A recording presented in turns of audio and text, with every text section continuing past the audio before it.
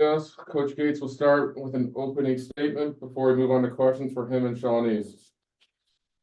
Two great days of practice. I thought our guys did a tremendous job preparing. Our coaching staff did a tremendous job. Excellent game plan. We held a team to 28% from the two, 22% from three.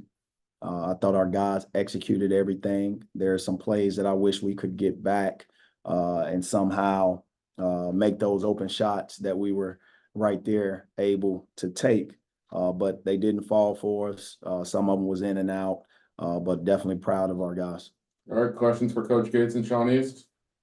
The game was stopped with 6 seconds on the shot clock. Can you tell us a little bit about what was happening there? What's that? Can you repeat? So late in the game, the clock was stopped with 6 seconds on the shot clock. And so can you tell us a little bit about what was going on there from your perspective and how you perceived that moment? Yeah, Jordan Butler had blood coming out of his nose, running down his face from the previous wall up. I guess he caught an elbow in the nose or something like that. That started that. So that's what the referees finally saw it trickling down, and they paused the play at that point. Sean, Coach talked about the game plan going up against Texas A&M. Y'all held them to below 30% from the field. Kind of what went into the defensive effort for you guys tonight?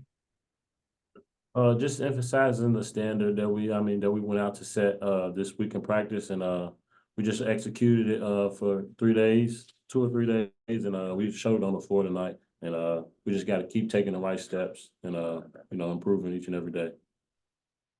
The other part of it is we held a team to 6 total field goals in the first half. That's a tremendous thing. And we wasn't able to come into halftime with a lead, which I thought the game, we should have been up 10, 15 points, holding the team to that many field goals in that first half. Second half, the same. They got some easy baskets in transition that obviously cost us from our turnovers. They had 21 points off the turnovers and was able to execute once they got that ball. Coach, you mentioned missing some of the open shots there, but just in general, what do you diagnose as maybe what proved costly as far as some of the offensive possessions go? What proved costly? Are you talking about throughout the game or a specific side of the ball? Throughout the game, but especially in those last maybe 5-6 minutes there. Whenever you're in a close game, you got to try your best. I thought our guys did a great job getting to the foul line in that second half. We were 4 for 4 executing. But I was, quite curious about, the part where we were able to get some looks, but not execute. We got great shots. I'm not worried about that, but we wasn't able to execute how I wanted to in those situations. Texas A&M is a good defensive team. I thought our guys did a great job of, executing the game plan. And sometimes when you look at the percentages, you look at overall stats, the 2 categories that hurt us was the points off turnovers that we gave up, and we were negative assist to turnover ratio.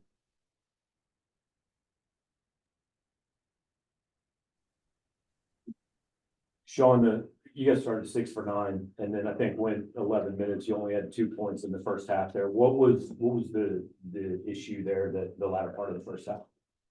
Just basketball is a game of runs. You can't control if the ball's going in and out or not, but you can't control your defense. So we just kind of focus on that, and however the game presents itself is how we got to deal with it. But during that run, we had several turnovers too. The bulk of our turnovers happened during that run. I think we were 7 or 8 turnovers at that point in time, and we just, we were trying to make the right play and maybe a foot off where we were supposed to be, and whether the ball bounced a certain way, guys were playing unselfish. They were able to get some looks, but those turnovers during that run as well hurt us. Any other questions? What went into the decision to switch up starting lineup, bring in Jordan, and have Noah come off the bench there, and how did you think that played out? Well, Jordan did a great job last game, and I wanted to reward him for that. Obviously, he had some great minutes tonight as well. The other thing is, when it comes down, is challenging. You know, I wanted to challenge our guys, you know, specifically Noah Carter. In that situation, he had 0 rebounds last game with 20+ minutes of play. And I wanted to reward Jordan for what he's done and what he's been able to accomplish. Jesus as well. He's done a great job. And I thought those guys did a tremendous thing throughout our practices, but also they've showed spark that I thought allowed us to have a matchup advantage. Because challenging is it, you got 2 guys with 4 fouls with 17 minutes left, just kind of being able to get to the finish line there and mix and match and lineup. So what did you have to do differently?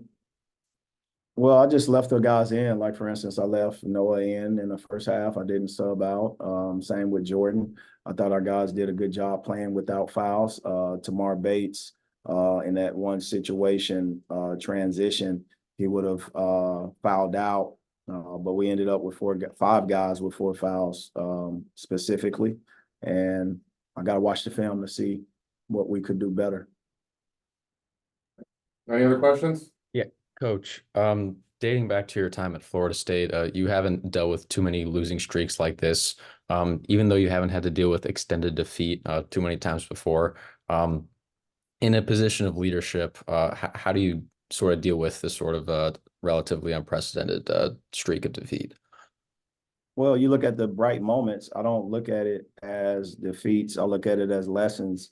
And we're in the infant stages of growth, and we got to continue to fight. And our guys are giving their very best, and I'm proud of them being able to do that. You look at different games that we've played or the games that we've lost.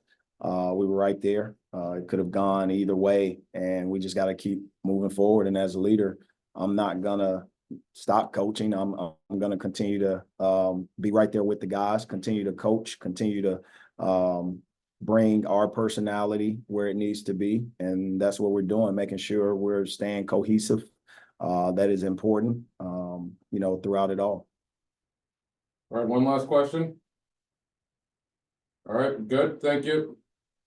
MIZ. Sean.